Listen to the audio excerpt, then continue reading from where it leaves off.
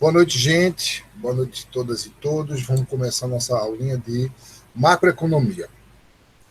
Para a gente começar falando de macroeconomia, a gente precisa entender um pouquinho do que levou do que fez da existência da macroeconomia. Em primeiro momento, a gente tem que perceber que o que a gente viu para trás foi uma parte da economia que lida com os agentes de forma individual. Né, as famílias, os consumidores racionais e as firmas que buscam maximizar seu lucro. Vamos perceber que a macroeconomia é muito mais próxima de uma realidade que nós conhecemos do que a microeconomia. É muito mais teórica do que efetivamente prática. Não que não seja, mas ela é mais teórica do que prática. O que a gente precisa entender primeiro é quando a gente começa a falar de macroeconomia, a gente precisa entender algumas coisas que a gente sempre chamou de fundamentos econômicos. Vamos começar. Na microeconomia, nós tratamos dos consumidores de forma individual, aquele consumidor que é racional, principalmente aquele que tem renda e consome. O grande problema, a grande diferença é que na macroeconomia, que nós vamos ver na frente, é que esses consumidores, eles podem ser os não racionais, os irracionais também. Todos os consumidores de uma economia são considerados, são contados, contabilizados na macroeconomia. E para eles a gente chama de famílias. Quando a gente fala de governo, de empresa, aliás, de empresa, a gente está falando de a firma que maximiza seu lucro, que busca minimizar custo, que é eficiente. Mas, na macroeconomia, ou seja, na vida real, a gente tem que considerar desde o camelô até as mega empresas, porque todas elas contribuem dentro da economia. Outra coisa que a gente tem que entender, que eu sempre falei para vocês, que nós temos 3 agentes econômicos: consumidor, firma e governo, ou Estado. Hoje a gente vai inserir o Estado dentro do processo para podermos compreender a ação e a existência dele, a atuação dele dentro dessa economia. Nós iremos também, como nós vimos na microeconomia, a gente falou de mercado. Mercado é o espaço onde os agentes transacionam. Agora, nós iremos discutir o mercado e as interações separadamente. Os mercados de formas separadas, ou seja, cada qual com a sua função e por seu quinhão no mercado, e as suas interações. Exemplo disso que nós temos, em alguns casos, alguns mercados que são muito, muito conhecidos e são pertencentes a um determinado setor, segmento. Existe o mercado de bens e serviços finais, que é bem de consumo, bens produzidos e comercializados. Então, você tem o mercado de bens e serviços, que é o mercado de consumo, tem gente que chama de mercado de consumo também, onde se oferta bens e serviços, se transaciona, compra e vende bens e serviços. Veja que dentro do mercado, que é o espaço onde todo vendedor e comprador comercializa, agora eu vou separar. Na macroeconomia, a gente se estuda eles de forma que interagem, mas para isso eu preciso dividir. Então, o mercado de bens e serviços é o mercado que trabalha com comércio, com consumo. Existe o mercado de trabalho, que também oferta e demanda mão de obra, emprego. Existe o mercado de capitais que funciona como comércio de juros e investimento. E existe o mercado de câmbio, que trabalha com moeda estrangeira. Existe o mercado de ações, que trabalha com índice de bolsa. Existem vários mercados e todos eles têm sua inter-relação dentro da economia. A gente vai ver mais na frente como é que funciona isso. Para a gente falar sobre a macroeconomia, a gente precisa entender um pouco do passado. Então, na economia, você tinha algumas situações que a gente chama de sistemas econômicos que surgiram do passado. Inicialmente, a gente começa com Adam Smith, que é o precursor, que ele é conhecido, né, com certeza, que é o criador, o precursor do liberalismo econômico. Liberalismo econômico quer dizer a presença mínima do Estado. O Estado trabalhando o mínimo possível, a atuação do Estado dentro do mercado ele quase inexiste, de acordo com os preceitos de Adam Smith. Ele fez uma obra chamada Riqueza das Nações, que é quando ele começa a falar que existe uma relação entre o mercado atuar de forma individualizada o Estado e o mercado trabalhando de forma individualizada. Esse é o precursor, é a proposta inicial do liberalismo econômico. Mas aí uma das coisas que ele também levanta, ele levanta algumas teses. A primeira tese que ele levanta, ou ele e o grupo, então formado pela época, é que toda oferta gera demanda. O que quer dizer que toda oferta gera demanda? Para Adam Smith, tudo que era ou produzido era efetivamente consumido da sua totalidade. A gente vê que isso não é verdade, mas na época até poderia ser que existisse com um tamanho tão pequeno do comércio, do mercado, e não era globalizado. Se você trouxer para o passado uma ideia atual, será que Adam Smith já preconizava a existência de uma globalização tamanha como nós temos? Claro que não. A outra proposta, outra tese que ele levantava assim, os pensadores da época do liberalismo econômico, que por conta da oferta que gera demanda, ela não geraria estoque. Por que não geraria estoque? Porque tinha uma mão invisível que regulava o mercado. Essa é a lei chamada Lei de Say, que era o professor, um contemporâneo de Adam Smith. Essa ideia de Smith, ela trazia a ideia de que o papel do Estado era não fazer intervenção no mercado, deixa o mercado agir por si só. Existem várias coisas dentro dele que cabe ao Estado apenas fazer o seu papel de proporcionar bem-estar social. Por outro lado, você tem um outro extremo, que chama um outro teórico chamado Karl Marx, que ele já era, a proposta dele era antagônica, era de que o Estado precisava estar presente na economia de forma forte, de forma intensa, ou seja, o Estado máximo. Porque dentro da proposta de Marx, ele criou a ideia, quando ele criou a sua tese, Smith criou a Riqueza das Nações, Marx criou o Capital, não concluiu, mas dentro dos seus livros produzidos, ele trazia algumas ideias. A primeira ideia era da mais-valia. O que é a mais-valia? A ideia dele era de que, na economia existente, no capitalismo que reinava o mundo, o empresário, produtor, o vendedor, o empresário de as empresas, elas recebiam lucro pela sua produção, e a divisão basicamente era 25% desse lucro iria para o trabalhador e 75% iria para o capitalista. E aí, dentro da proposta de Marx, seria o contrário, que o trabalhador, que por sua força de trabalho, foi ele que criou o produto, foi ele que gerou esse produto, ele deveria receber mais. E o capitalista se apropriava dessa parte que lhe cabia, chamava mais-valia, ele recebia mais do que lhe era merecido. Isso aí era uma proposta de Karl Marx de apropriação indébita da força de trabalho do trabalhador. Uma outra proposta que ele traz é exatamente de que dinheiro gera dinheiro. Essa proposta do capitalismo ele não sobreviveria, porque o principal condutor da economia capitalista é o dinheiro. Aí ele bota uma equação embaixo que dinheiro gera M, que é mercadoria, e essa mercadoria geraria mais dinheiro. Esse dinheiro com tracinho significa dinheiro diferente. Esse dinheiro de linha é maior do que o dinheiro inicial. Logo, essa diferença é chamada lucro.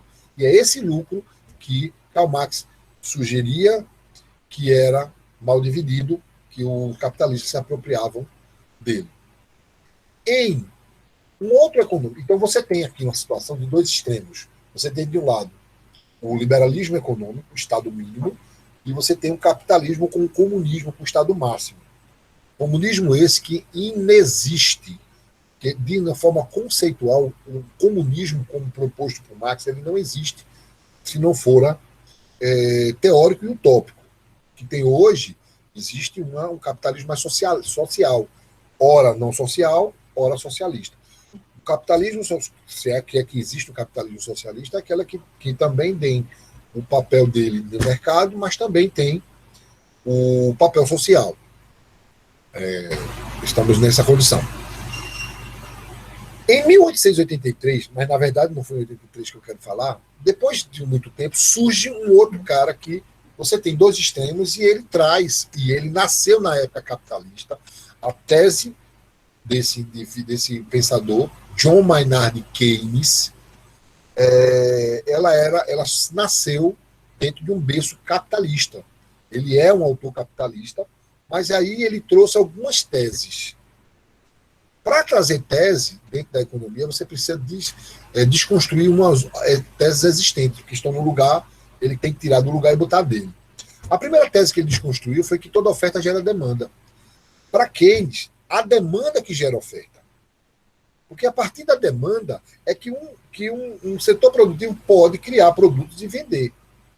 É como se você tivesse produzido produtos no século XVIII, XIX, 20, 21 continuam produzindo a mesma coisa. Não, as demandas mudam, que a gente viu isso na teoria do consumidor. Como as demandas mudam, é claro, é o que a demanda é que gera efetivamente a oferta. Ele escreveu uma obra chamada Teoria Geral do Emprego, taxa de juros, dos juros da moeda. Juros da moeda a gente fala depois. Mas a tese de doutorado dele se baseou numa angústia de que o grande problema da economia era o emprego. Mas, como a microeconomia resolvia isso, na verdade, entenda-se microeconomia, economia existente. Não existia a macroeconomia. Entenda a economia existente, é que as ações de governo eram feitas de forma pontual, eram feitas em setores determinados, com ações específicas e pontuais, que dava certo para uma, não dava certo para outra. Então, as ações eram específicas e pontuais, ou seja, microeconômicas, hoje em dia. E aí, a angústia de Keynes foi de como pensar que existe a necessidade de você criar uma ação que resolva o problema do emprego.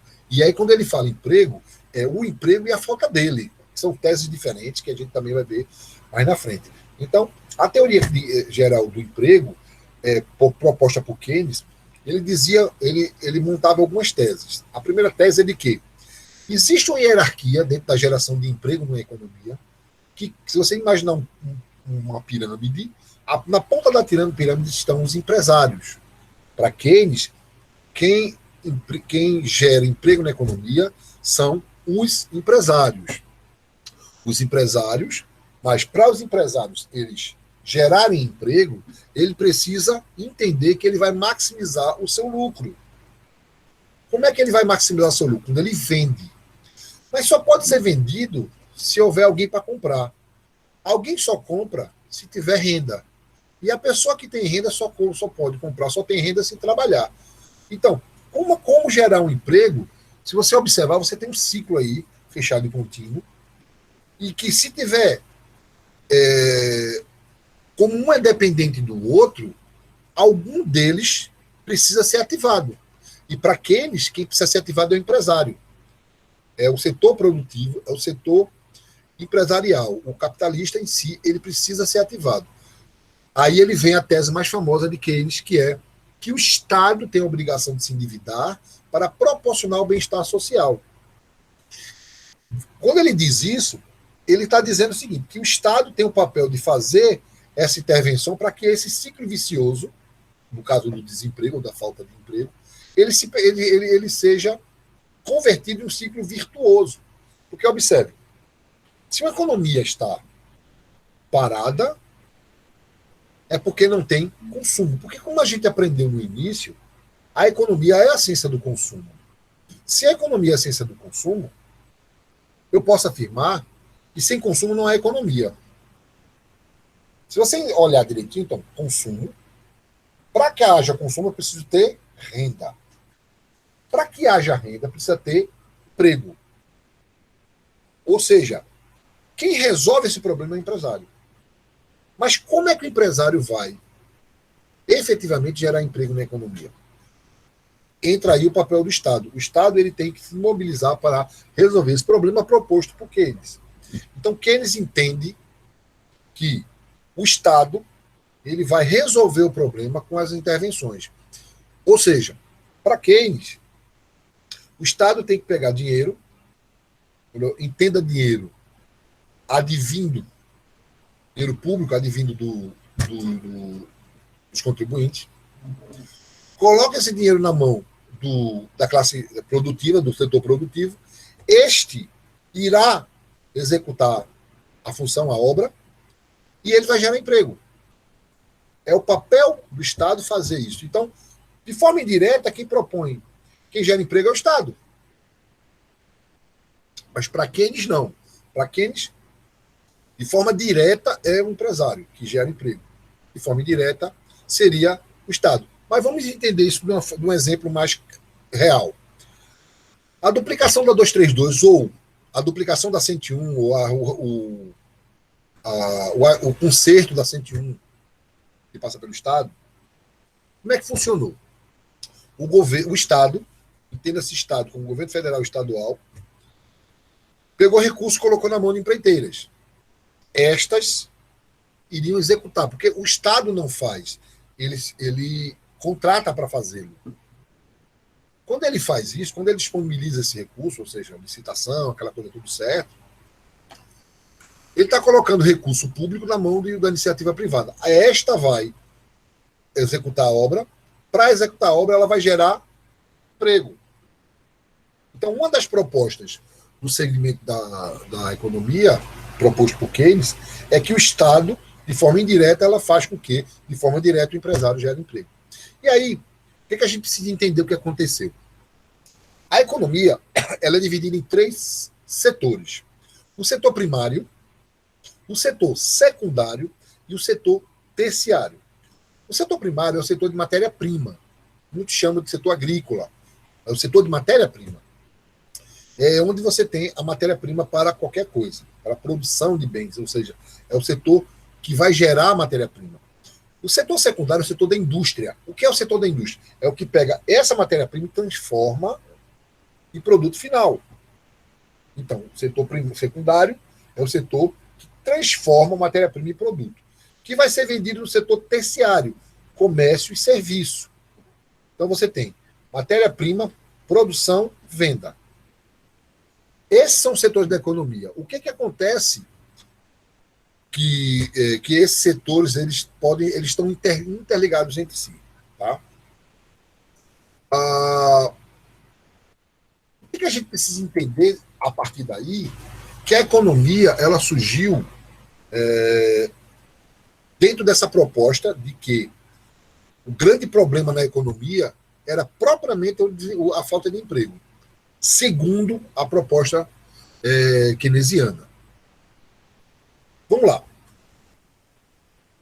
Vamos pegar uma situação onde a tese de Keynes foi efetivamente colocada à prova. Vamos lá, vamos trazer. No final, nos anos 20 e 30, final dos anos 20, entre os anos 20 e 30, você sabe que houveram a Guerra Mundial, Segunda Guerra Mundial, onde você tinha a Europa se degladiando, de um lado, e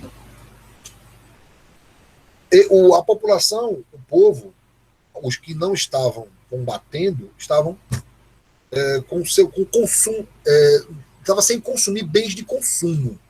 Eles não tinham acesso a bens de consumo, porque, ora, as pessoas estavam com as indústrias, fábricas sendo destruídas, ora, essas pessoas estavam na guerra. O que acontece é que os bens de consumo eles estavam ficando escassos. Daí os Estados Unidos entra para ofertar esses bens de consumo para esses empresários, para essa população europeia propriamente dita, enquanto eles se degladiavam. O que acontece é que a economia americana ela tinha um tamanho que a gente chama de matriz industrial. Então, ela tinha um tamanho. O que acontece é que, com um aumento da demanda por bens de consumo, os Estados Unidos ele se propôs a inchar a sua matriz e ofertar para poder alcançar e levar todos os bens de consumo necessários para essa nova demanda. E aí você tem o aumento de novas fábricas, investimento pesado, seja do Estado, seja de fora. Então, várias pessoas pegavam, aí eu vou explicar logo depois, essas empresas, elas começavam a receber recurso financeiro de investimento vindo de fora, via Bolsa de Valores. Então, as empresas recebiam dinheiro via Bolsa de Valores para poder se expandir. Daí elas se expandiam, criavam-se novas. Mão de obra nunca estaria... Existia o pleno emprego dos recursos. Todo mundo praticamente estava trabalhando. Havia desemprego voluntário na época, segundo o modelo keynesiano. O desemprego era voluntário. Então a economia estava muito bem obrigada, desse tamanho, como a economia começou a expandir de uma forma que o seu tamanho deve ter aumentado em 2 vezes. Mais ou menos em 2 vezes a sua matriz. Então você tinha um modelo, um tamanho, e ele expandiu, e no mínimo o dobro do tamanho. Só que a guerra acaba. E quando a guerra cessa, eles começam, não de uma forma abrupta, mas de uma forma paulatina, disse, não, nós não queremos mais os produtos, bem de consumo, que a gente vai resolver aqui entre nós. E aí o problema que causou nos Estados Unidos. O que fazer com esse excesso de demanda, de oferta? Se a demanda caiu e a oferta estava inchada, e aí eu posso fazer a analogia para 2008, você tem uma bolha. Eu imagino que você tem uma bola dentro, uma menor dentro e uma bola maior fora. Essa bola maior estava sendo injetada com recursos que vinham de fora. Mas, na verdade, a estrutura real do emprego americano ele era a bola menor. E ela começou a inchar, começou a gerar emprego para mulheres, para pessoas mais velhas, para poder suportar essa produção, essa demanda que existia na Europa. Quando ela cessou, as empresas americanas, a indústria americana começou a não saber o que fazer com essa oferta, esse estoque. A única forma de resolver o estoque é baixar preço. Mas baixar preço, a gente baixa custo de produção. Como a gente aprendeu imediatamente o slide anterior, você sabe que o custo de produção, quando baixa, o lucro baixa. E não é a intenção do empresário o lucro diminuir. E aí o que acontece? Você tinha a demanda diminuída, tá, indo para o normal, a oferta lá, o estoque, e aí ele começou a demitir. E aí, gente, as empresas começaram a quebrar. Só que o grande problema não foi só que a economia começou a quebrar. O problema foi que os investidores que acreditavam nessa bolha, sem conhecê-la, eles perderam tudo. Um exemplo que eu dou é como se você fosse pegar um recurso financeiro seu, pegar, sei lá, R$1.000 e comprar todinho de saca de laranja. Eu quero R$1.000 de saca de laranja. Mas você quer que eu leve para sua casa? Não. Eu quero que você pegue esse saco de laranja e vá vender no mercado. Eu quero de volta os meus 1.000 mais o ganho. Isso é fato, isso é normal. A comercialização normal. Você imagine que a economia toda, todo mundo da sala, resolveu comprar R$1.000 de laranja, todo mundo. Alguns audaciosos começaram a comprar 2, 3, R$10.000 de laranja, que achavam um bom negócio. Todo mundo estava comprando laranja e mandou as pessoas venderem a laranja. E de uma hora para outra, você descobriu que a laranja nunca existiu. Ou ela não existiu, ou ela já veio podre. O que acontece? Que o dinheiro que eu investi, que eu esperava o mesmo valor e mais os juros, ele passou a não existir. Houve perda de recursos. Muitos investidores nessas empresas que estavam infladas, eles simplesmente perderam todo o seu recurso. Inclusive, rebateu aqui no Brasil. Grandes cafeicultores, eles vendiam 5 anos de safra para frente. Né? Então, ele tinha 5 anos de safra de café já vendida, era só produzir, colher e devolver, entregar para quem pagou. 5 anos antecipado para investir em bolsa de valores. Você imagina o que aconteceu com esses empresários. Eles quebraram, a economia quebrou junto. Os Estados Unidos, então, estava com nível de desemprego em torno de 12%, 25%, 20%, era muito alto, era um país quebrado. Estava com inflação de 2 dígitos. Isso aí é extremamente não entendível hoje em dia. Inclusive, semana passada, saiu um noticiário na TV de que a economia americana ela está numa recessão pior do que a da década de 30. Porque hoje o nível de desemprego, você tem hoje em torno de 27 milhões de americanos desempregados. Entenda desempregado as pessoas que estavam trabalhando e deixaram de trabalhar. Desempregado para a contagem é isso. E não as pessoas que nunca trabalharam. Então você está com 22 milhões e chega a cerca de mais de 10% da população americana está desempregada. Então observe que houve uma grande perda de emprego, e aí eles já compararam que foi tão ruim quanto a da década de 30. O que aconteceu neste período, que no dia 29 de outubro de 1929, houve a quebra final oficial da Bolsa de Valores. Então, e também chamado de craque da Bolsa de Valores. O craque da Bolsa de Valores exatamente aconteceu quando todo o investimento que existia dentro dessa bolha é como se agora está valendo. Você comprar algo, não vê esse algo, e quando você vai ver de fato, aquela coisa não é aquilo que você comprou. Isso aí que aconteceu. E a economia quebrada, o então presidente Frank Delano Roosevelt chama Keynes, o inglês, que vai tentar validar a sua proposta de que existia uma teoria geral do emprego. E o grande problema dos Estados Unidos era exatamente o desemprego. E aí Keynes traz essa tese para ser efetivada dentro da economia americana, e a proposta foi carta branca para poder implementar as ações que ele julgava necessárias. O que acontece é, claro, que o exemplo que eu vou usar é um exemplo fictício, que é para vocês entenderem, mas logo em seguida eu explico. A proposta de Keynes era abrir licitação pública para cavar buraco. Qual é a ideia? Primeiro que ele levantava que o Estado tem a obrigação de se endividar para proporcionar o bem-estar social. Primeira tese. A segunda tese, claro que não existe cavar buraco. A gente está falando aqui, o Estado ele estava criando frentes de trabalho nesta economia, gerando frente de trabalho, para que haja uma ativação da economia. Exemplo disso. Quando você pega os recursos e coloca na mão do empreiteiro para duplicar 232, o que é que se está fazendo? O empreiteiro pega o recurso, ele fez o orçamento da obra e recebeu esse dinheiro. Ele empregou, porque o empresário ele precisa de mão de obra. Então ele captou mão de obra. O cavar buraco seria isso. Ele gerou emprego. Agora vamos ver o que aconteceu. Como a economia estava parada, os 3 setores da economia estavam parados. Sentido inverso. A pessoa que estava desempregada e passou a ter emprego, ele passou a ter o quê? Renda. Emprego, a gente viu no começo do slide, gera renda.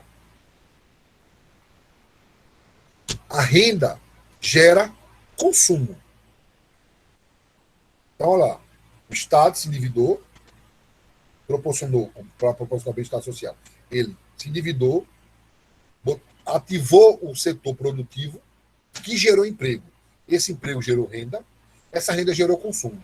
O consumo no setor terciário, setor de bens e serviços. Então, houve consumo no terceiro setor. Como o setor terciário estava parado, desativado, ele estava sem estoque. É um setor de consumo, é aquilo que você vai comprar um pão, comprar uma roupa, estava desativado, você vai lá, só que ele estava sem estoque. O setor terciário se viu na necessidade de vir para o setor secundário, pedir à indústria mais produto acabado. O setor secundário também estava desativado, estava parado, e estava sem estoque. estoque de matéria-prima. E ele foi lá, pediu ao setor primário matéria-prima, que por sua vez estava parado, desativado, e precisou de máquinas e equipamentos do setor terciário para fazer a produção. E aí você tem a ativação da economia nos três setores. Efetivamente, com a ação do Estado, proporcionando bem-estar social, mas principalmente se endividando. E aí, como Keynes diz, se abriu buraco, tapa-se buraco. Abre-se uma nova frente, uma nova licitação para tampar esses buracos. Então, a economia ela começa a ser reativada e essa ativação ela começa a primeiro trazer esse estoque que estava parado inicialmente, começa a recuperar essas perdas, que foi inevitável. Se você olhar na história, você tem pessoas que se suicidaram por conta da perda total sua e de cliente dos recursos financeiros investidos. E aí você tem uma economia americana como está. Então, olha só, as ações macroeconômicas, elas são as ações que elas são gerais para todos. Dessa forma, Keynes ele trouxe a ideia de que a ação ela não é mais pontual, ela é uma ação que ela envolve todo o setor da atividade produtiva do país, com apenas uma ação de intervenção pública, e não de intervenção no mercado.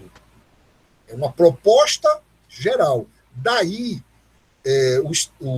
todas as ações que eram pontuais, microeconômicas, então, elas passaram a virar microeconômicas, chamadas clássicas.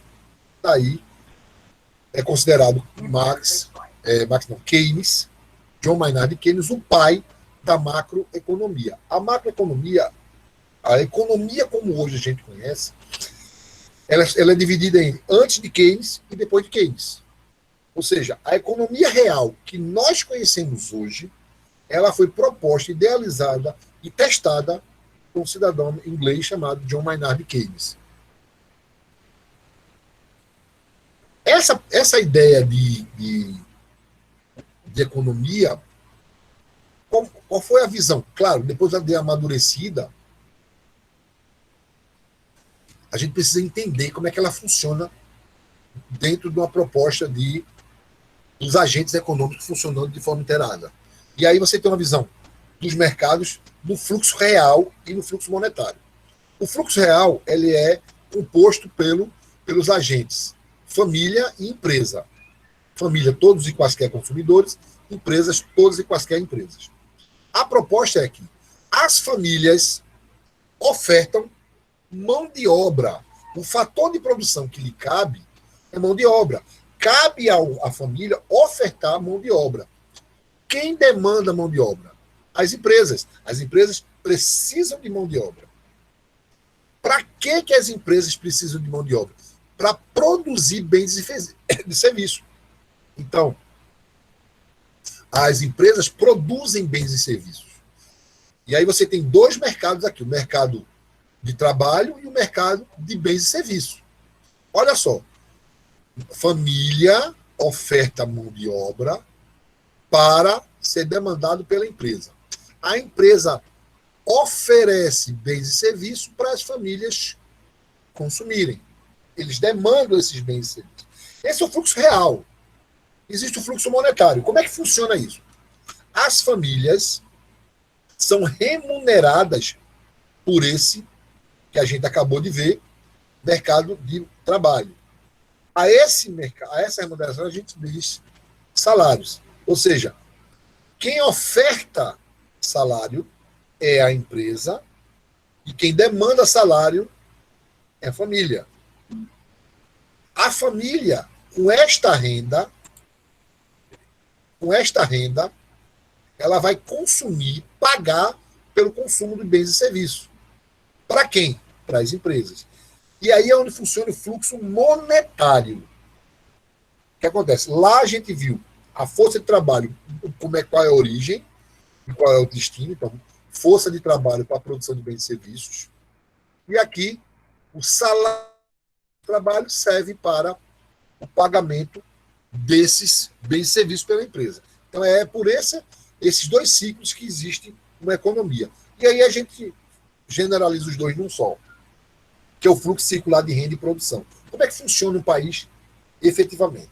As famílias oferecem mão de obra para as empresas e as empresas pagam essa remuneração com salário.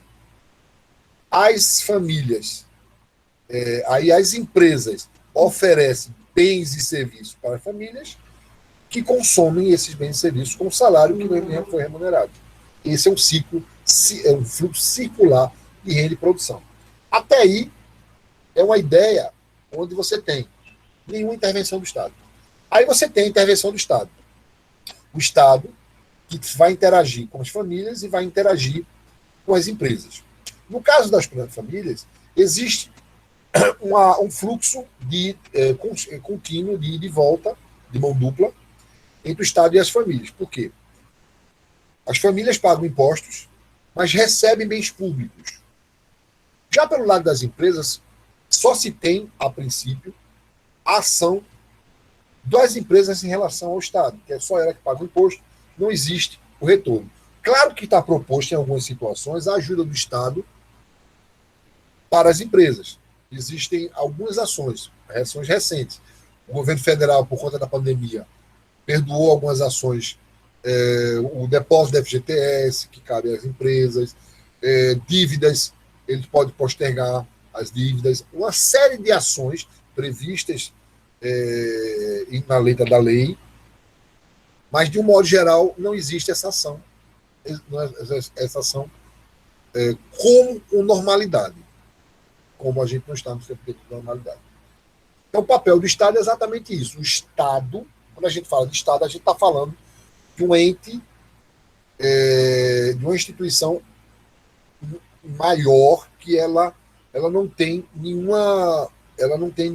viés, que foi até falado na outra sala, tem nenhum viés, ele é uma coisa mais de infraestrutura. Já governo é uma ação pontual, então ela vai ter perfis de quem for gestor. Quando a gente discute isso, é muito comum a gente confundir as duas situações, de governo e Estado. Ação de governo e ação de Estado. Exemplo disso é que o Exército Brasileiro, as Forças Armadas, elas são ações de Estado e não de governo. A liberação do valor, que inicialmente era de R$200 e passou para R$600, é uma ação de governo. Então, ações de governo e ações de Estado. Já falei dos sistemas, então vamos lá. Quando a gente for discutir, a partir de agora, a macroeconomia, que eu já entendi, é a parte da economia que lida com o conjunto das ações do Estado. Então, o que é visto? Trata da evolução da economia como um todo. Analisa a determinação e o comportamento desses agregados.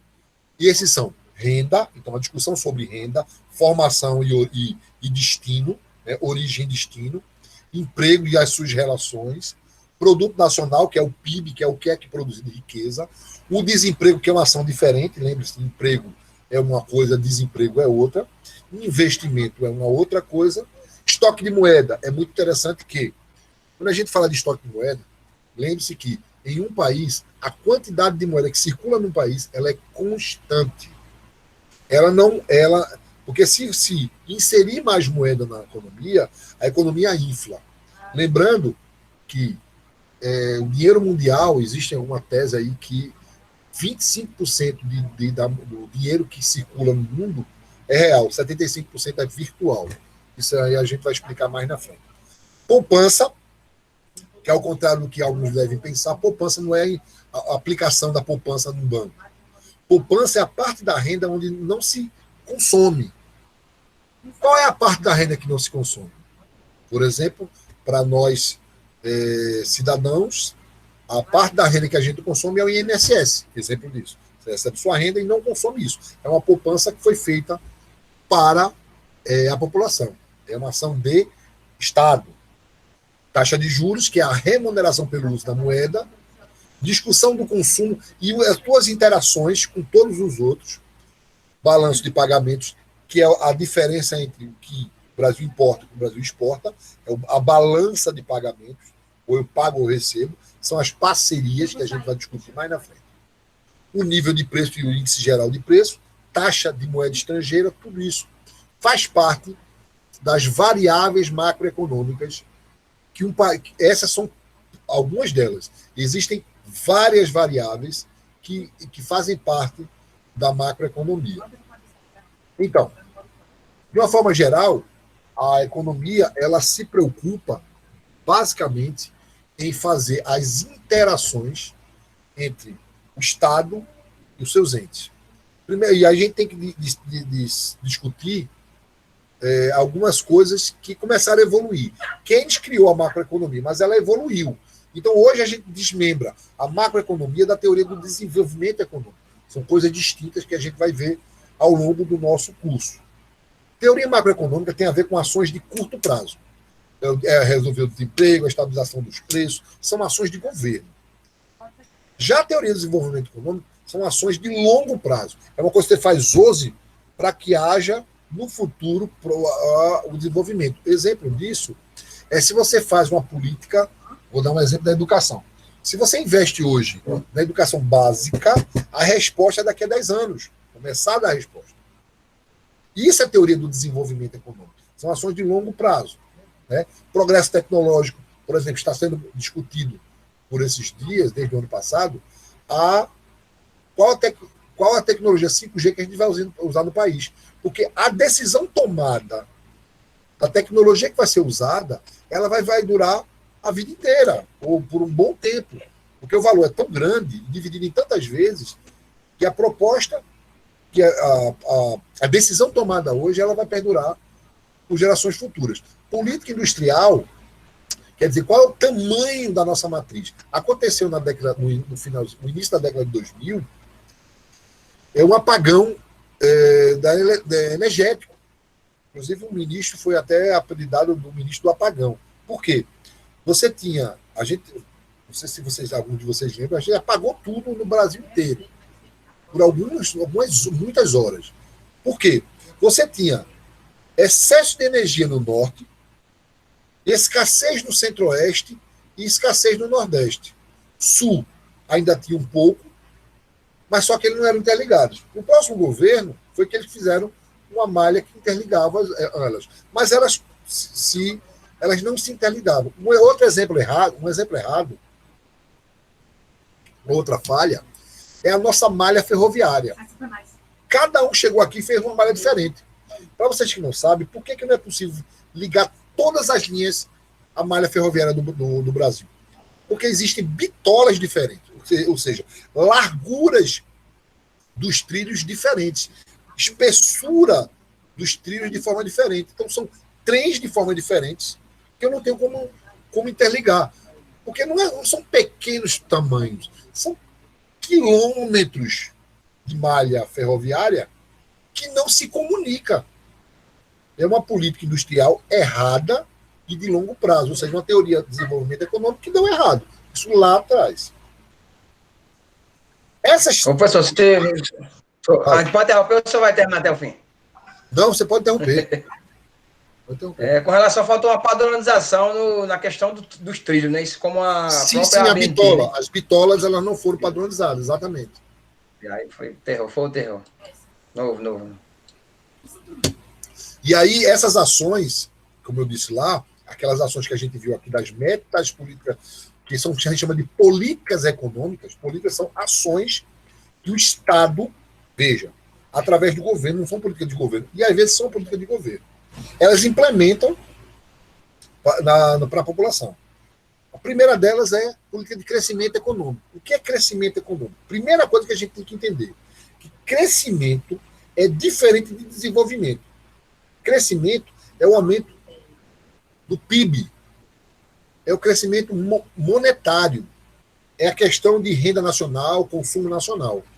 Desenvolvimento econômico tem a ver com indicadores sociais, tem a ver com qualidade de vida, que só é concebido, encontrado, a partir de uma política de longo prazo.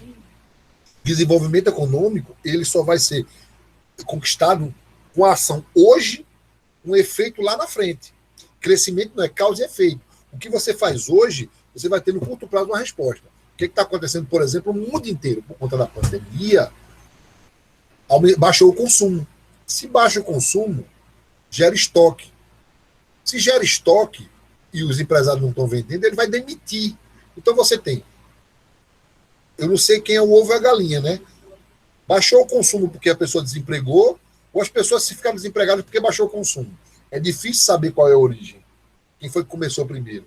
Mas, de fato, essa relação de consumo, a falta de consumo, a queda no consumo, com o aumento do desemprego, ou seja, a queda do emprego, elas estão interligadas. Isso é política de crescimento econômico. Crescimento econômico é o crescimento quantitativo da economia. Desenvolvimento é qualitativo. Segundo ponto é a estabilidade do nível de preço. Gente, primeiro a gente tem que entender o que é inflação. Inflação é um aumento contínuo dos preços. Eu tenho um amigo gaúcho, Ângelo Breno Zanella, que ele faz uma coisa, ele sempre fez uma coisa muito interessante, estudou comigo, mestrado.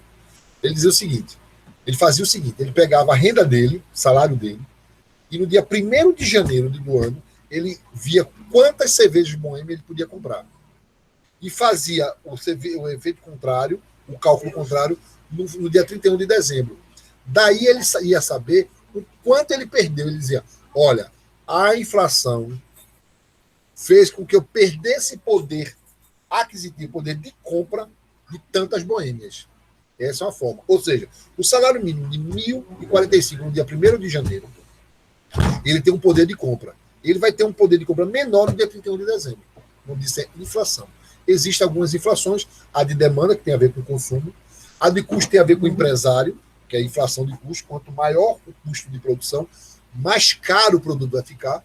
E a inflação inicial, ou seja, mesmo com tudo certo, mesmo com tudo, ainda assim a inflação, ela, por conta da pandemia atual, ninguém está comprando, ninguém está produzindo, vai gerar um tipo de inflação também, ou seja, por perda de poder aquisitivo. Depois a gente vai discutir a questão do equilíbrio externo, que é onde você vai relacionar as relações comerciais entre países. Lembre-se que a relação comercial entre países, ela é bilateral, ou seja, existe uma relação bilateral entre países, ou seja, quando a gente for calcular política, equilíbrio externo, a gente tem que ver qual é o valor da parceria entre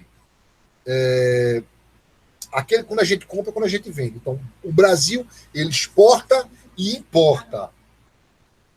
O Brasil exporta, só um instantinho.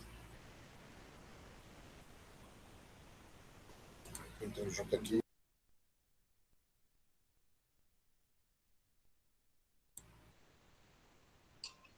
Ô, professor, com relação à questão de exporta e importa, né? Diga. Desculpa aí.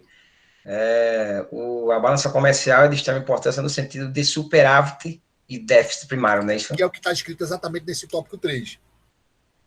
Mas, assim, você tem que lembrar duas coisas muito importantes. Quando você tem relação comercial bilateral, que a gente vai ver isso nas próximas apostilas, você tem uma relação comercial bilateral. Ou seja, você tem uma relação entre comprar e vender entre países. Você tem que ver o que é parceria entre países. O equilíbrio externo se dá. Qual é a parceria entre o Brasil e os Estados Unidos? Hoje o Brasil é deficitário. O Brasil compra mais dos Estados Unidos do que vende. Então a gente tem mais saída. Já com a China, a relação é o contrário. A China compra mais da gente do que a gente dele. O que quer dizer essa relação? Déficit externo ou superávit externo. O que quer dizer? Déficit externo quer dizer eu estou gastando mais, comprando mais no país do que ele me comprando. Então, no saldo, eu estou gastando mais do que ele. Logo, o saldo é deficitário. Quando existe, ao contrário, Brasil e Argentina, por exemplo, o Brasil vende mais do que compra lá nos Estados Unidos, na Argentina. Então, ela tem uma relação superavitária, saldo positivo. Um outro ponto é a distribuição equitativa da renda. Porque existem políticas, ou seja, ação de governo, que elas são de longo prazo, como a gente viu agora há pouco. Política fiscal, política de investimento e tudo mais. São tentativas de, por exemplo, o aumento do poder de compra de classes mais baixas. Quando o Estado, quer ver como uma política de governo, é reduzir, aumentar a alíquota do imposto de renda. Se ele aumenta a alíquota do imposto de renda, as pessoas que recebem até tanto, e essa cota vai aumentar, ou seja, eu aumento mais gente, mais pessoas isentas. Como o governo passado não corrigiu a tabela do imposto de renda, mais gente entrou para pagar imposto de renda. Porque o poder aquisitivo não cai, os salários são repostos, então, assim, vamos supor que ela seja 1.500. E aí o salário que era 1.499 ganhou 10%. Então ela passou a pagar imposto. E aí, se ele tivesse aumentado e acompanhado, essa pessoa continuaria a não pagar. Isso é uma política de igualdade de renda. Aí a gente vai discutir essas políticas, por exemplo. Política econômica e distribuição de renda, elas têm uma relação. Aí a gente vai ver ela dentro da proposta de que cada ação ela vai gerar uma reação. Então você tem a ação, você tem o aumento, a renda aumentada e você tem um efeito. Aqui você tem a redução do emprego e estabilidade de preço. Existe uma relação que a gente viu agora há pouco, de que a partir do momento que você aumenta o emprego, você aumenta o consumo. E por incrível que pareça, o preço aumenta. E a gente vai ver isso também. Neste caso, a gente vai discutir, perceber como é que é a interação da macroeconomia propriamente dita com as relações da economia real e economia monetária. Na economia real, a gente tem as relações. Olha só o que a gente falou no começo. O mercado de produto, bens e serviços, e o mercado de trabalho. Esses produzem isso. Esses trabalhadores produzem bens de consumo. Ou seja, qual é o efeito disso? O efeito do mercado de bens e serviços é que ele vai incidir sobre o PIB. No mercado de trabalho tem a ver com salário nominal. Ou seja, um paga o outro. Porque esses daqui tem que se relacionar.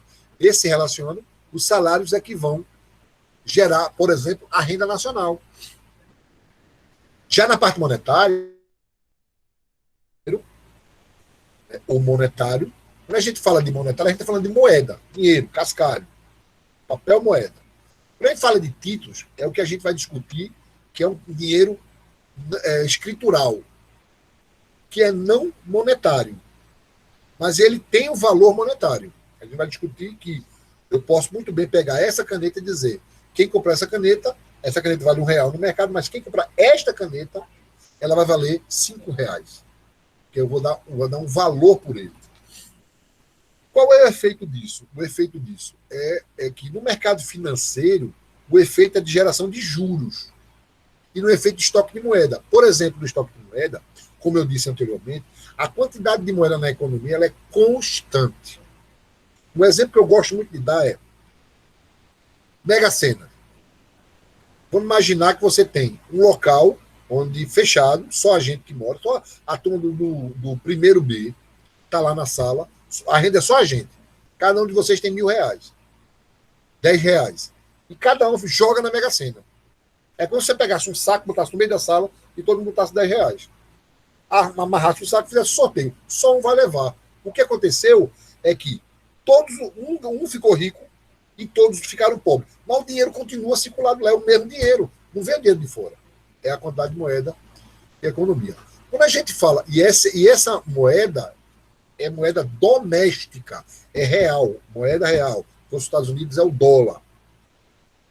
Quando a gente fala em mercado de divisas, a gente está falando de moeda estrangeira, que ela gera uma taxa de câmbio. Essa taxa de câmbio ela vai ser discutida, vai ser considerada a partir do volume que nós temos. E aí eu vou explicar que a taxa cambial tem a ver com demanda e oferta de moeda estrangeira na economia. E aí, quais são essas ações, efetivamente?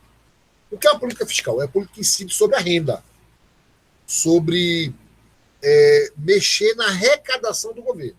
É fiscal. Ou seja, se eu vou o que se faz para que aumente, por exemplo, os impostos, a tributação?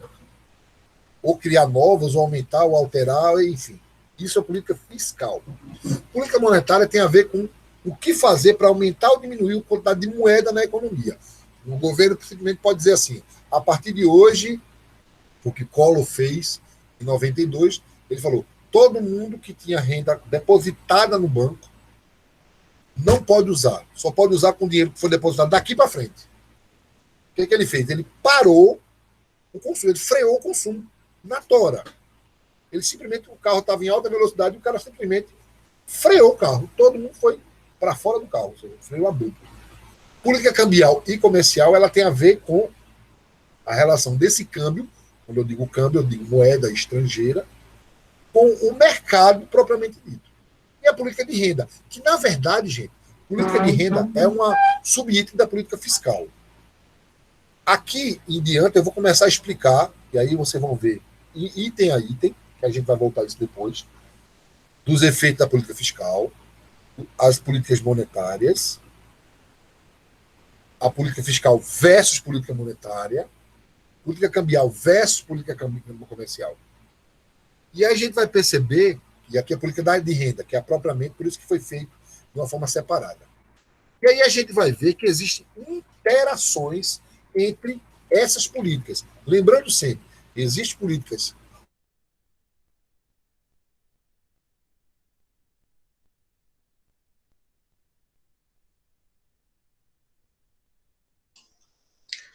Professor travou, acho.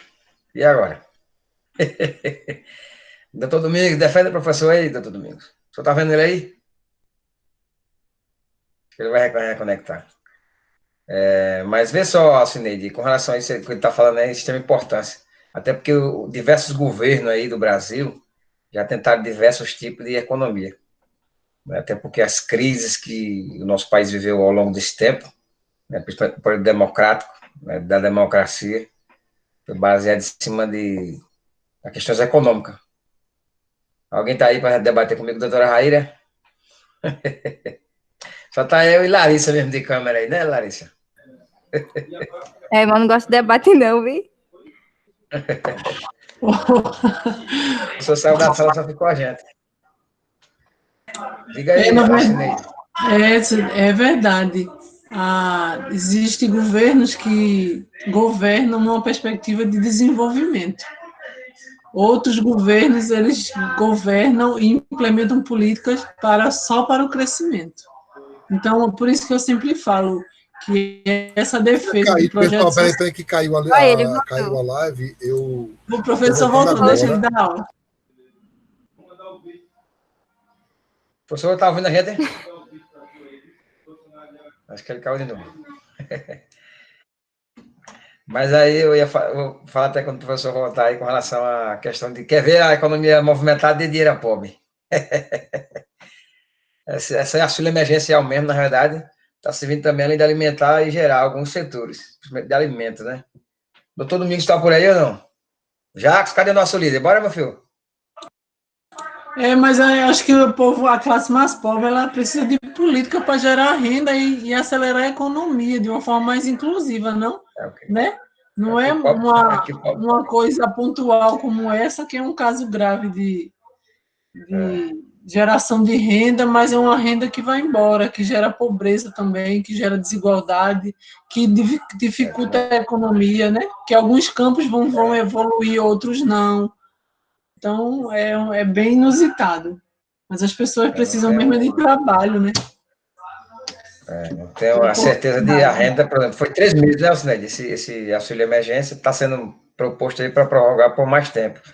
Mas aí, como não pode trabalhar, infelizmente, só tem o poder do governo. Mas esse é o papel do Estado, né? Garantir que as pessoas minimamente comam num período como esse. É por isso que existe o contrato social, né?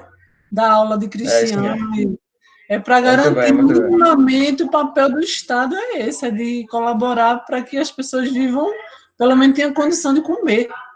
Garantir o estado de bem-estar social não faz, já que não faz isso, pelo menos que acompanhe na época dessa emergencial. Por isso que a gente elege esses danados desses governos, né? Agora, do ponto de vista econômico, né, como ele está dando esses auxílios de 600, aí por aí vai, geralmente é mais para alimentos, né? E circula geralmente, como o nosso país é um dos maiores produtores, que inclusive é o que mais está saindo aí, eu estava conversando com um amigo meu que é do ramo de supermercado, é o setor de fubá mesmo, tá achando engraçado. Nosso país é um grande produtor de milho também. Ah, professor, nós